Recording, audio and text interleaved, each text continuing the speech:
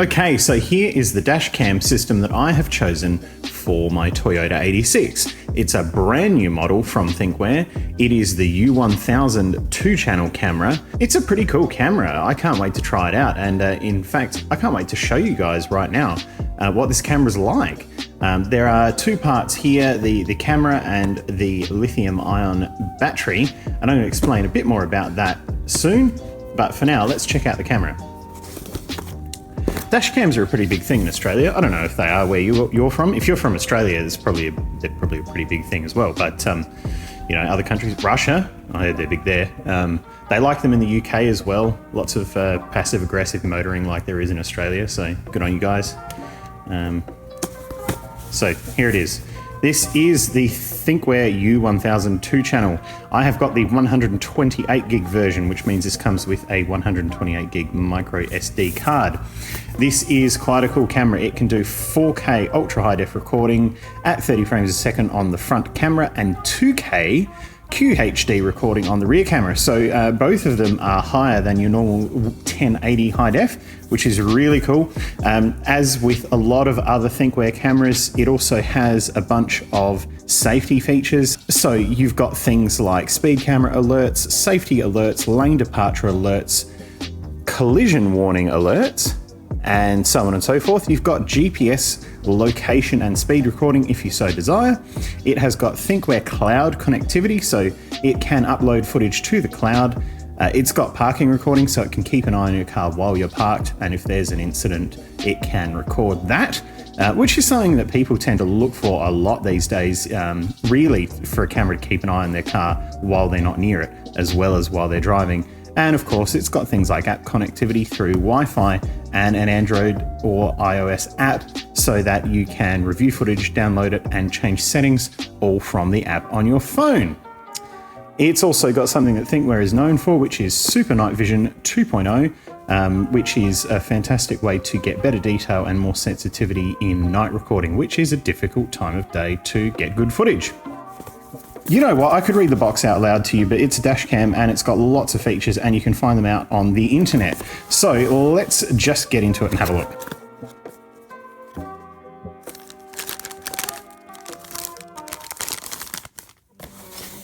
So here's the camera, and what a stunning piece of hardware. It looks really nice, and it's Thinkware's way of having a camera which sits up against the windscreen. It's very sleek. Which is a little bit different to how some of the other companies do it. I quite like it. And the first comment I'm expecting is, that's really good, but the lens is on the wrong angle. What if I have a different windscreen and it doesn't mount right? Well, that's fine. I wanted that as well, but it's okay because it tilts. So you can set the camera up at whatever angle. In fact, you know what? If you drive a truck or something with the windscreen that's nearly vertical, I don't know, FJ Cruiser, Jeep, something like that, you can set that angle just fine. Oh my goodness, that's great, cool. And the back, actually, this isn't something that I'd seen so many photos of, but look at it, it's stunning. Look at that brushed black aluminium style case. You know, that silver machined record button, and even just a silver trim around here. It's just a beautiful looking case. I'm not gonna mind looking at that at all stuck to my windscreen. That's pretty cool. In fact, that silver trim is a very close match for the trim that I have in my car. So isn't that a nice little coincidence? So yeah, just stunning. You've got buttons here for power, Wi-Fi, and voice recording. And of course you can make a manual recording with this button here. You've also got indicators along here for Wi-Fi, recording, and GPS operation.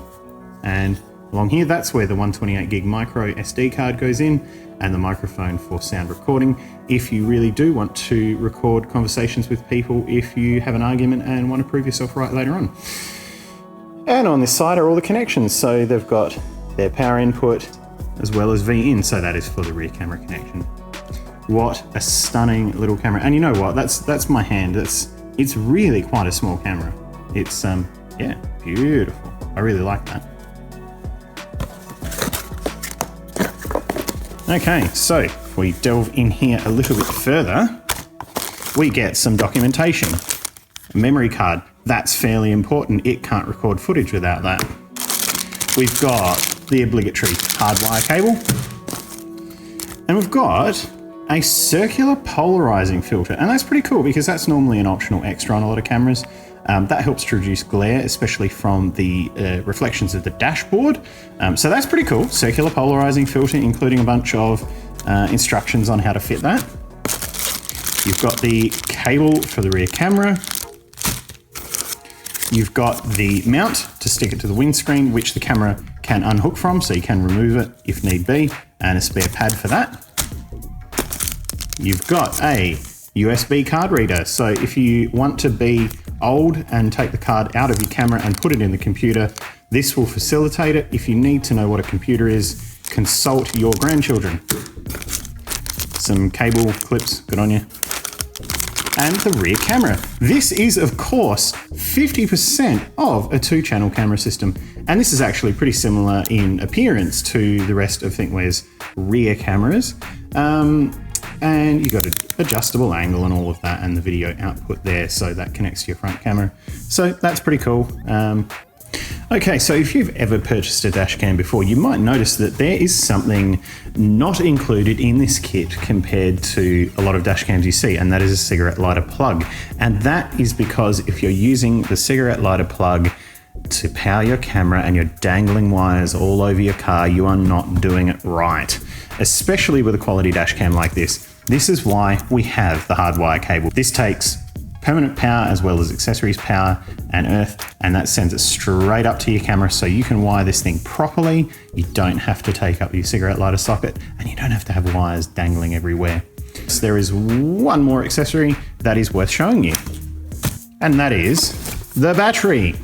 So while I open this up, I'm going to explain what on earth this is for, if you're not already familiar.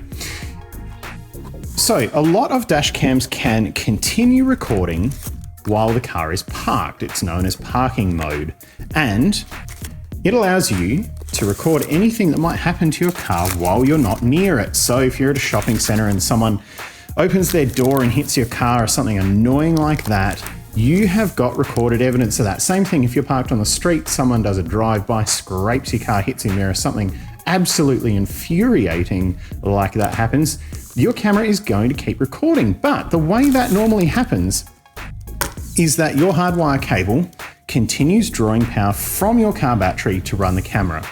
Now, this is a relatively safe way to do it because if the voltage gets too low, usually below about 12.0 volts, the camera will turn off in order to stop flattening your battery so badly that the car won't start.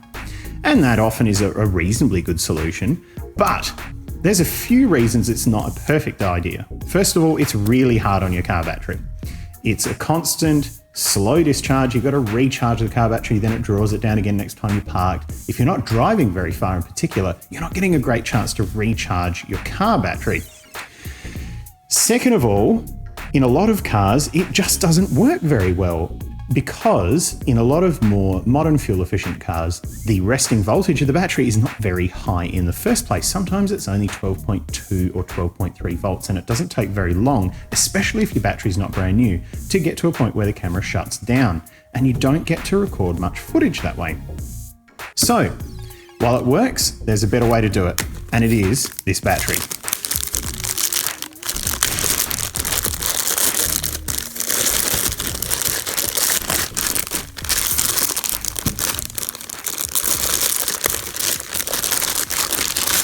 So this, I made that look way more complicated than it had to be.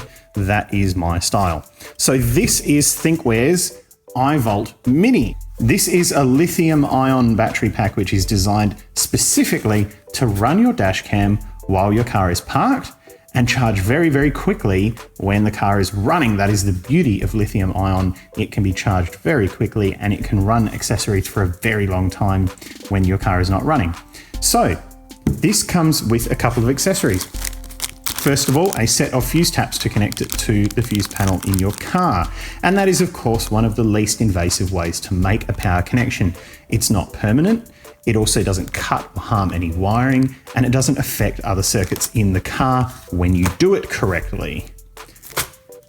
It comes with the charge cable, and of course this takes your connection at the fuse panel and powers the battery pack to charge it. That means that it's just taking an accessory signal, so it's only drawing that power when the car is running to charge the battery. when the car is off, it doesn't draw any power whatsoever.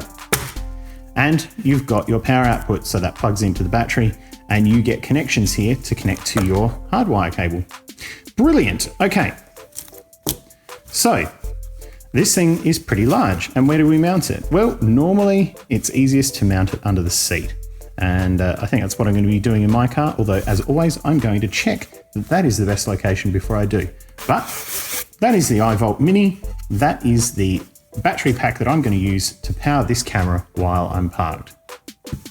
So this is your lot. This is the complete dash cam system that is going to be going into my Toyota 86.